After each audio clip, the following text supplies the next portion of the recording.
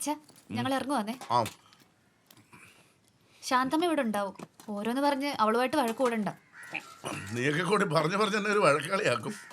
അതാണല്ലോ പതിവ്. വഴക്കൂടി ഇവിടുത്തെ ഗ്ലാസും പ്ലേറ്റും ഒന്നും എറിഞ്ഞുടയ്ക്കാൻ നിൽക്കണ്ട.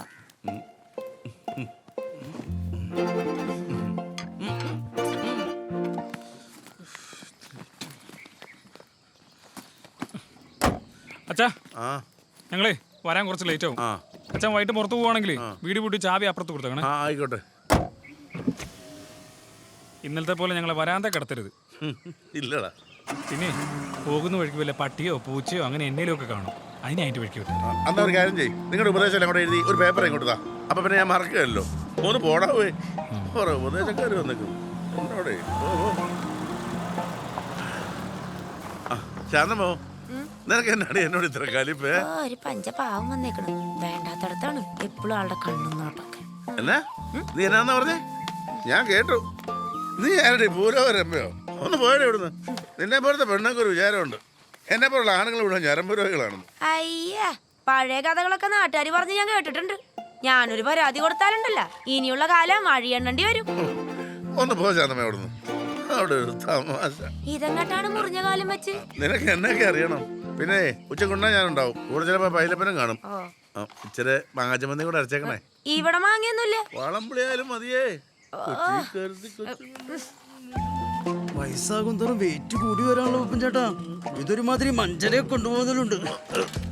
എടാ എന്നേലും 5-8 വയസ്സ് ഇളയല്ലേ നീ? നല്ല ആരോഗ്യമുണ്ട്. എന്നെ അങ്ങോട്ട് വെച്ച വിട്ടാ എന്താ ഒരൊറ്റ പേടെ വിട്ടും. സിത്താര കൊച്ചു വരുന്നുണ്ട്.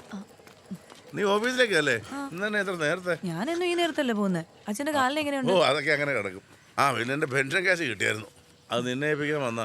വീട്ടിലേക്കല്ലേ അമ്മയുടെ കൊടുത്തേരെ. ഓ അത് ശരിയാകുമല്ല. അവളോട്ട് കൈ വാങ്ങത്തുമില്ല. പിന്നെ ആ അവിഞ്ഞ മോന്ത വാണ്ടിയും വരും. കൂടെ പൈലപ്പൻ ചേട്ടനുണ്ടല്ലോ, കൊടുത്തോളും. എന്റെ ബസ് പോവച്ച അതുകൊണ്ട് അമ്മ വാങ്ങിച്ചോളും. ചെല്ല്. പിന്നെ ഞാൻ കൊടുക്കുകയല്ലേ. പണ്ടെങ്ങാണ്ടോ ചെയ്തൊരു പോക്കണം കേട്ടിന് ഇങ്ങനെയുണ്ടോ പെണ്ണുമ്പിളുടെ ഒരു ശിക്ഷ? ജീവന്താണേ 14 വർഷമല്ലേ ഉണ്ടാകത്തുള്ളൂ. ഇതിപ്പോ അതിനെക്കാട്ടിലും കൂടുതലായില്ലേ? ഇതേ ഞാനും കെട്ടിയോളും തമ്മിലുള്ള പ്രശ്നം. നീ ഇതിനകത്ത് കയറി കൂടുതൽ ഒരുപാട് അങ്ങോട്ട് അഭിപ്രായിക്കണ്ട. ഇതെന്റെ മാത്രം അഭിപ്രായമൊന്നുമല്ല, നാട്ടുകാർക്ക് മുഴുവൻ അറിയാവുന്ന കേസല്ലേ. പിന്നെ അതെ നീ വണ്ടി നിർത്തിയിട്ട് അവളെ വിളിച്ചേ. ടീച്ചറേ, സാവിത്രി ടീച്ചറേ, ദേ പപ്പൻ ചേട്ടൻ വന്നിട്ടുണ്ട് കേട്ടോ. ആ പൈലപ്പന ഇങ്ങനെ ഡോക്ടറെ കണ്ടായിരുന്നോ?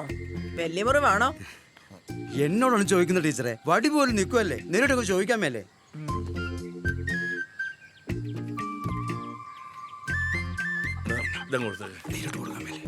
ഞാൻ കൊടുത്തവള് മേടിക്കുന്ന അറിയില്ലേ?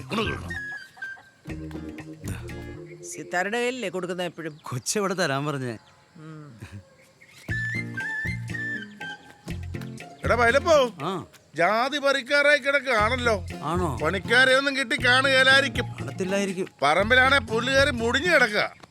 നാളെ ആ കുട്ടനോട് ആന്റപ്പനോട് പണിക്ക് നിൽക്കാൻ പറ. ഇങ്ങനെ ചായ വേണോന്ന് ചോദിക്കേ. വേണ്ട, എനിക്ക് എന്നാണല്ലോ വേണം ടീച്ചറെ. അതെ പപ്പൻ ചേട്ടാ, എല്ലാ മാസവും പെൻഷനൊന്നും തുക മുടങ്ങാതെ പപ്പൻ ചേട്ടൻ ഇവിടെ ഏൽപ്പിക്കുന്നുണ്ട്.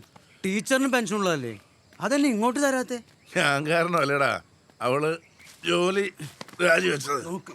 അതും 10-12 കൊല്ലം സർവീസ് ബാക്കിയുള്ളപ്പോ. അതുകൊണ്ടൊക്കെ മിനിമം പെൻഷനേ ഉള്ളൂ. അവൾ എത്ര ഗർഭിച്ചാലും മാസം ഇതിവിടെ കൊണ്ട് കൊടുത്തില്ലെങ്കിൽ എനിക്ക് മനസ്സമാനം കിട്ടുകയല്ല. അതാ എന്നാ പിടിച്ചോ. പറഞ്ഞല്ലേടാ പിടിച്ചോ. ഇവിടെ വീട്ടിലോട്ട് കൊണ്ടുവക്കെ.